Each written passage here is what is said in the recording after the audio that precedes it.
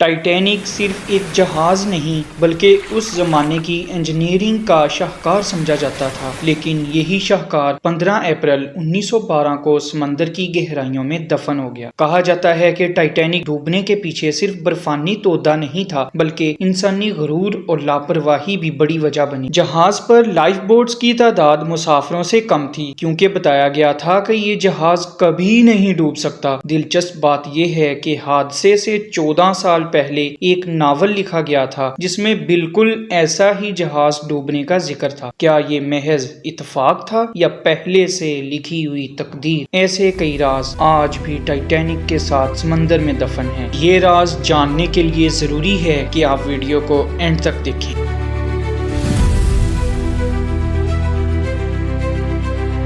سنو، رات ہے، سمندر ساکن ہے اور دنیا کا سب سے شاندار بحری جہاز ٹائٹینک تیز رفتاری سے امریکہ کی طرف بڑھ رہا ہے۔ چند گھنٹوں بعد تاریخ بدلنے والی ہے۔ آج ہم بتائیں گے وہ قصہ جو آپ نے فلموں میں دیکھا، کتابوں میں پڑھا، مگر اصل حقائق اور وہ راز جو اکثر نظر انداز ہو جاتے ہیں۔ یہ ہے ٹائٹینک کا اصل واقعہ، حقائق، تحقیقات اور حیران کن انکشافات کے ساتھ۔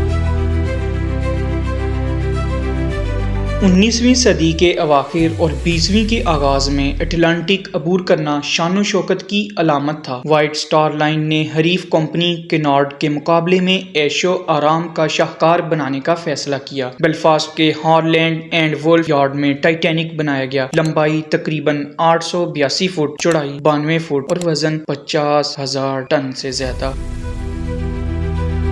اس میں جدید واٹر ٹائٹ کمپارٹمنٹس تھے، یعنی اگر سامنے کے 4 خانوں تک پانی گھس بھی جائے تو جہاز بچ سکتا تھا، مگر تقدیر نے اور فیصلہ کیا۔ 10 اپریل 1912 کو ٹائٹینک ساؤتھہمپٹن یوکے سے نکلا۔ راستے میں فرانس کے شربورگ اور آئرلینڈ کے کوئنز ٹاؤن پر رکا اور پھر کھلے سمندر میں داخل ہو گیا، جہاں پر وائرلیس ٹیلی گرافی موجود تھی اور آئس وارننگز بھی موصول ہو رہی تھی۔ مگر مصیبت کی رات بہت پرسکون سمندر نے دیکھنے والوں کا کام مشکل بنا دیا۔ اس سے بڑی پریشانی ایک اور تھی۔ کروز نیسٹ یعنی نگہبانوں کے مقام پر دوربینیں موجود نہیں تھی۔ 14 اپریل کی رات تقریباً 11:40 پر شمالی بحر اٹلانٹک میں نیو فاؤنڈ لینڈ سے جنوب نگہبان فریڈرک فلیٹ نے برفانی تودہ دیکھ لیا۔ پل تک اطلاع پہنچی، ہارڈ اے سٹار بورڈ کا حکم ہوا، انجن الٹے چلائے گئے، مگر فاصلہ کم تھا۔ جہاز کے دائیں جانب برف سے رگڑ لگ گئی۔ کم از کم 5 واٹر ٹائٹ خانوں میں پانی بھر گیا اور یہی جہاز کے ڈوبنے کا فیصلہ کن لمحہ تھا۔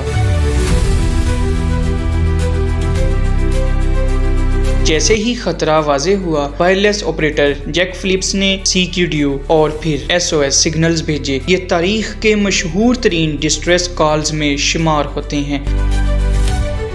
قریب ترین مناسب جواب کناد لائنز کارپیتھیا نے دیا، جو تقریباً 58 ناٹیکل میل دور تھی اور فوراً آپریٹ ہو کر برفانی میدان عبور کرتی ہوئی روانہ ہوئی۔ ٹائٹینک پر کل 20 لائف بوٹس تھیں۔ قانونی تقاضا تو پورا تھا، بلکہ اس زمانے کے بورڈ آف ٹریڈ کے قواعد سے کچھ زیادہ، لیکن یہ کل 1178 لوگوں کے لیے کافی تھیں، جبکہ جہاز پر تو 2000 سے زیادہ افراد موجود تھے۔ نتیجہ یہ ہے کہ بہت سے بوٹس آدھے سے بھی کم بھر کر نیچے اتار دیے گئے۔ یہ محض بدقسمتی نہیں، نظامی ناکامی تھی، جسے دونوں سرکاری انکوائریز نے واضح بھی کیا۔ اسی رات ایک اور جہاز SS کیلیفورنین قریب ہی برفانی علاقے میں رکا ہوا تھا۔ اس کا وائرلیس رات کو بند کر دیا گیا تھا اور ٹائٹینک سے رابطہ نہ ہو سکا۔ بعد کی تفتیش میں اس کے فاصلے، روشنیوں اور رد عمل پر سخت سوالات اٹھے۔ یہ تنازع آج بھی بحث طلب ہے، مگر ایک حقیقت صاف ہے، اگر قریب کے جہازوں سے بروقت مدد مل جاتی تو جانی نقصان کم ہو سکتا تھا۔ 15 اپریل کی صبح 2:20 کے قریب ٹائٹینک اندھیری گہرائیوں میں ڈوب گیا۔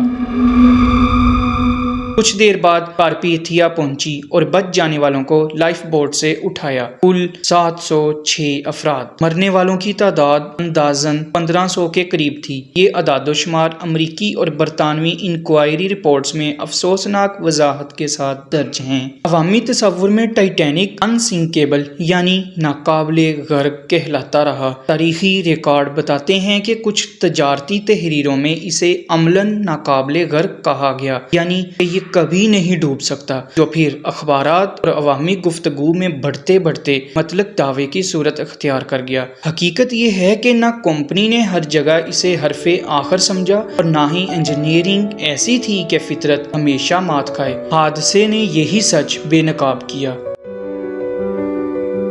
کئی دہائیوں بعد ستمبر 1985 میں امریکی ریسرچر رابرٹ بیلارڈ اور فرانسیسی ادارے IF پرومر کے اشتراک سے بالآخر 12,500 فٹ گہرائی میں جہاز کا ملبہ مل گیا۔ بوائلرز کی تصاویر نے پوری دنیا کو چونکا دیا۔ اب پتہ چلا کہ جہاز 2 بڑے حصوں میں بکھر گیا تھا۔ اس دریافت نے نہ صرف سچائی واضح کی بلکہ سمندر کی تہہ میں لیٹی اس کہانی کو ایک بار پھر زندہ کر دیا۔